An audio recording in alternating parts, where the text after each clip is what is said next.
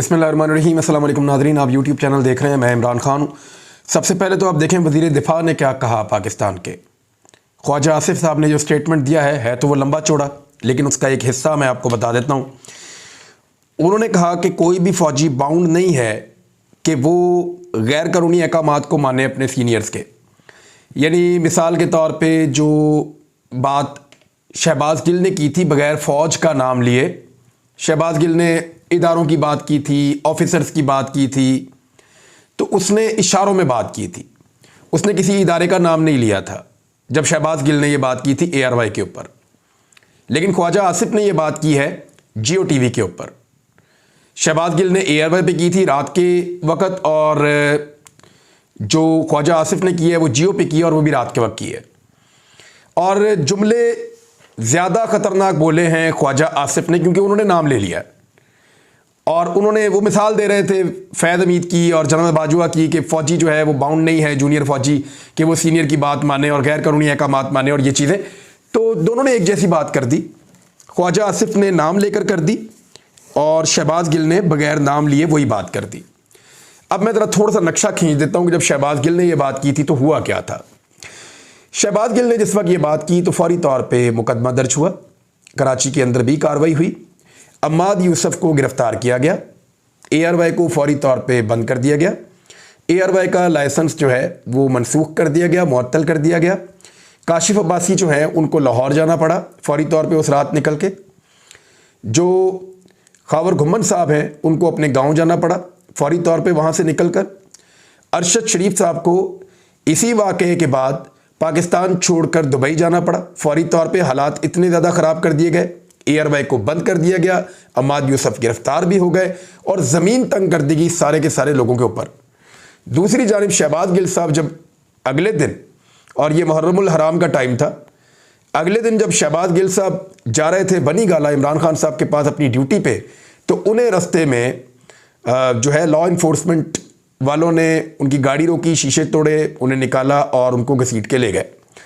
फिर शहबाज गिल साहब को ले जाने के बाद नंगा किया गया, उनको बदतरीन तशद्दुद का निशाना बनाया गया, उनकी बॉडी के नाजुक हिस्सों पे करंट लगाया गया और उन्होंने ये तमाम शिकायत की और वो खासे हद तक बीमार दिखाई दिए और खासे सहमे हुए और डरे हुए दिखाई दिए, क्योंकि एक अकेले आदमी को बहुत ज़्यादा टॉर्चर किया गया था जो दिखाई दे रहा था।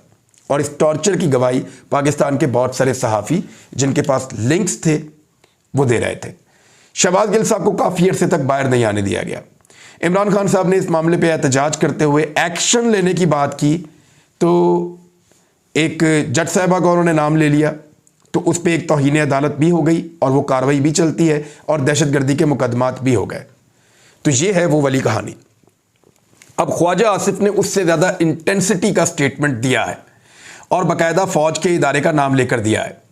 देखना यह है कि जिन लोगों को बहुत गम और गुस्सा था और जिन्हें यह लगा कि शहबाज गिल ने लिमिट क्रॉस की है, क्या उन्हें इस मरतबा भी ये लगेगा कि शहबाज गिल ने लिमिट क्रॉस की है, या फिर पाकिस्तान में कानून सिर्फ मिडिल क्लास के लिए है, आम पाकिस्तानियों के लिए है, उन पाकिस्तानियों के लिए है जो टैक्स देकर अपने खून पसीने की कमाई से इस मुल्क के इदारों को चलाते हैं।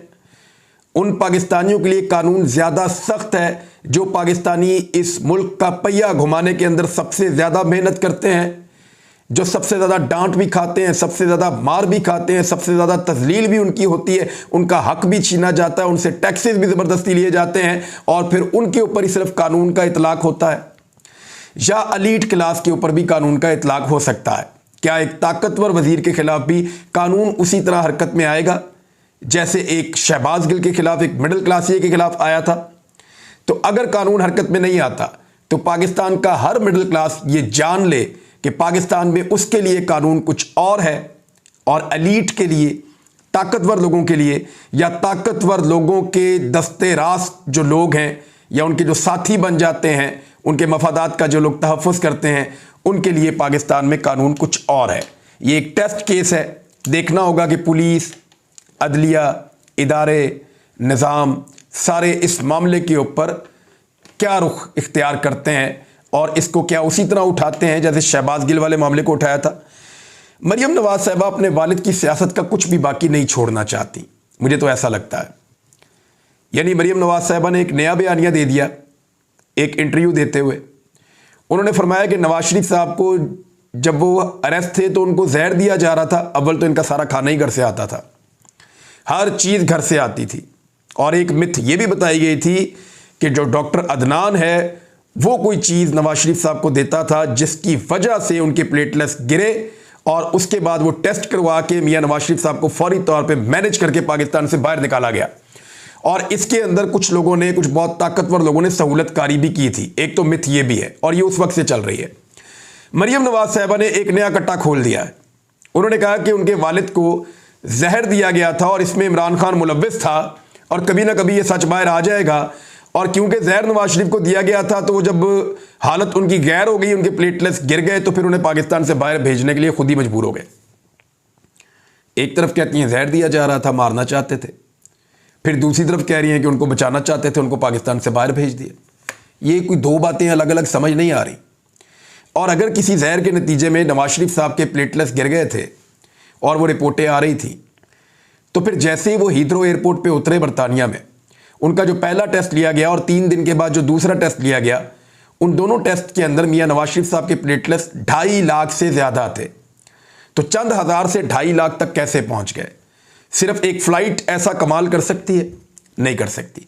ये मैंने चैलेंज किया हुआ, और चैलेंज किए हुए मुझे 2 साल हो गए कि मैं पूरी की पूरी PMLN को और शरीफ ख़ानदान को चैलेंज करता हूँ कि उस हस्पताल की वो 2 रिपोर्टें, जिस दिन मियां नवाज शरीफ साहब 19 नवंबर 2019 को, गालिबन ये वो तारीख थी जिस दिन हीथ्रो एयरपोर्ट पे उतरे थे, उस दिन जो उनका टेस्ट लिया गया था प्लेटलेट्स का, वो रिपोर्ट चेक करवाएं, लेकर आए मंजरे आम पे, उसको दिखाएं कि जनाब इसके अंदर मियां साहब के प्लेटलेट्स कम है।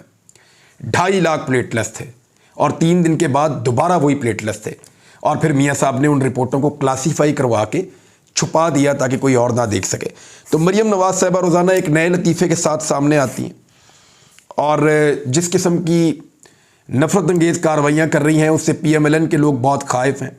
उन्हें ये लगता है कि वो भी पॉलिटिकल कारकुन हैं और उन्होंने ऐसी चीज़ों का सामना किया है माजी में, लेकिन इस तरह की बर्बरियत के नंगा करना, करंट लगाना, उल्टा लटकाना, मुंह पे काले कपड़े डालना, ये चीज़ें तो उनके साथ भी नहीं हुई और वो ये मानते हैं।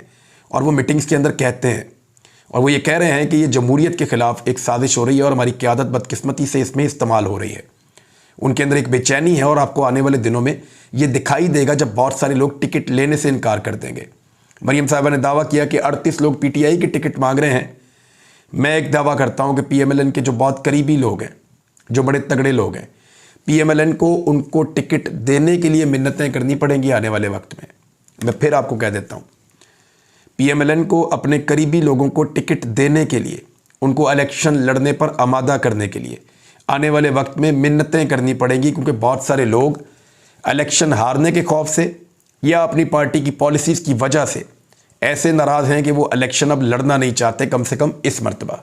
दूसरी जानिब पुलिस ने जो एक अजीबोगरीब किस्म का मामला घड़ लिया था कि जल्ले शाह जो है नौजवान कारकुन इमरान खान साहब का, जिसका कत्ल हुआ है, वो एक एक्सीडेंट में मारा गया, उसका पोल खुल गया है। पोल कैसे खुला है ये मेरे सामने पोस्टमार्टम रिपोर्ट पड़ी है, इसको ज़रा आप देख लें। इस पोस्टमार्टम रिपोर्ट के अंदर ये डॉक्टर्स ने दी है। हालांकि पंजाब गवर्नमेंट ने और पुलिस ने पूरा जोर लगाया था, लेकिन अब निज़ाम उस तरीके से उन लोगों के कंट्रोल में है नहीं जैसे कभी हुआ करता था। ये रिपोर्ट बता रही है कि इसके जिस्म पर तशद्दुद के 26 निशानात हैं। 26 जगह पे ऐसा तशद्दुद किया गया कि उसके वाज़े निशानात इसके जिस्म पर मौजूद हैं।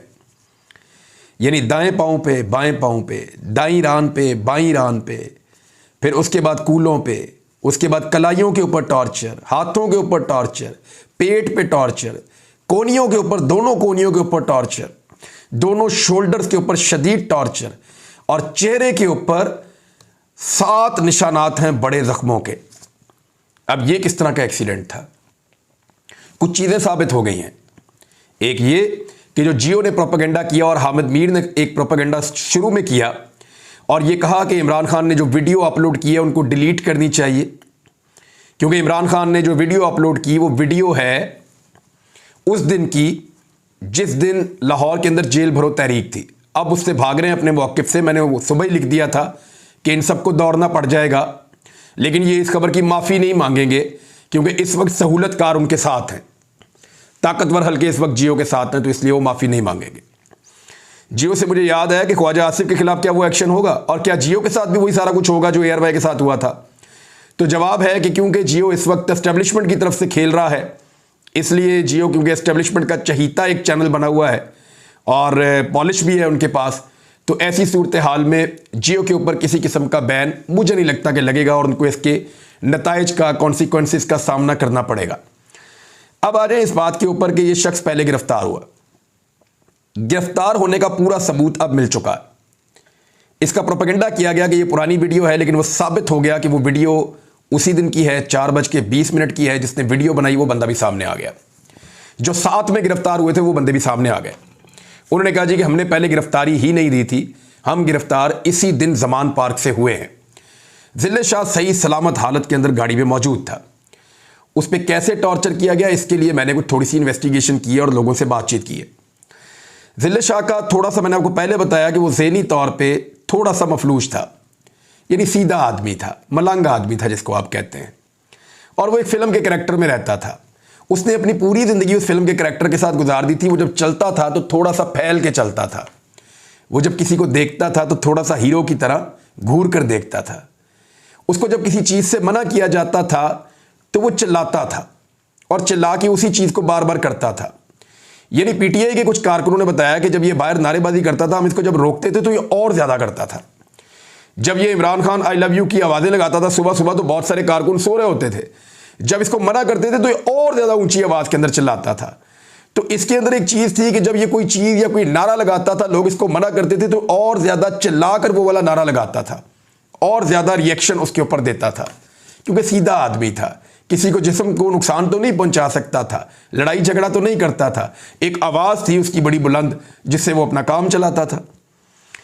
तो कुछ दोस्तों का ये मानना है कि जब पुलिस इसको कस्टडी में लेकर गई तो इसने रेजिस्ट किया और नारेबाजी की। वो इसको मारते रहे और ये वही कहता रहा जो ये करता है, क्योंकि वो उसी तरह सारी ज़िंदगी उसने गुजारी थी। वो तशद्दुद सहता रहा और वही कहता रहा जो वो कहता है। अब ये इसके कई इम्कानात हैं और ये बात जो है वो कुछ लोग इसका खदशा जाहिर कर रहे हैं। मेरी आरिफ हमीद भट्टी साहब से बात हुई तो आरिफ हमीद भट्टी साहब के बड़े भाई थे, अल्लाह ताला उन्हें गरीक रहमत करे, नवीद कमाल भट्टी साहब। ये नवीद कमाल भट्टी साहब का बेटा बना हुआ था, मलंग टाइप। वो इसको कपड़े भी लेके देते थे, जूते भी लेके देते थे, इससे बहुत प्यार करते थे वो। और जब ये अब्दाली चौक में आया करता था, जब हम लोग वहाँ रहते थे, तो ये ज़्यादातर उन्हीं के पास से उठ के आया करता था और नवीद कमाल भट्टी साहब को ये अपने वालिद की जगह समझता था। तो आरिफ हमीद भट्टी साहब से मेरी बात हुई तो उन्होंने भी मुझे ये बात कंफर्म की कि उनको भी इस बात का शक है कि पुलिस वाले इसको मारते जा रहे होंगे और ये चिल्लाता जा रहा होगा। वो जिस चीज़ से मना कर रहे होंगे ये वही चीज़ करता जा रहा होगा और उन्होंने ज़िद में आके इसको इतना मारा कि इसकी हालत गैर हो गई और इसकी डेथ हो गई।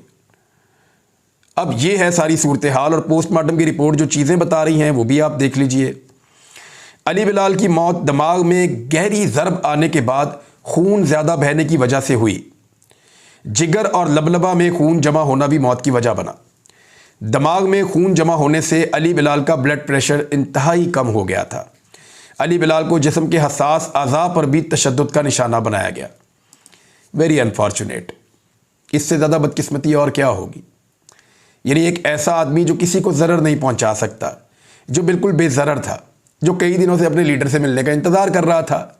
और उसकी वीडियोज़ आप देखें, वो नाचता था, गाता था, डायलॉग बोलता था, सबको खुश रखता था, सबको गले लगाता था और वो एक रौनक बना हुआ था वहाँ पे।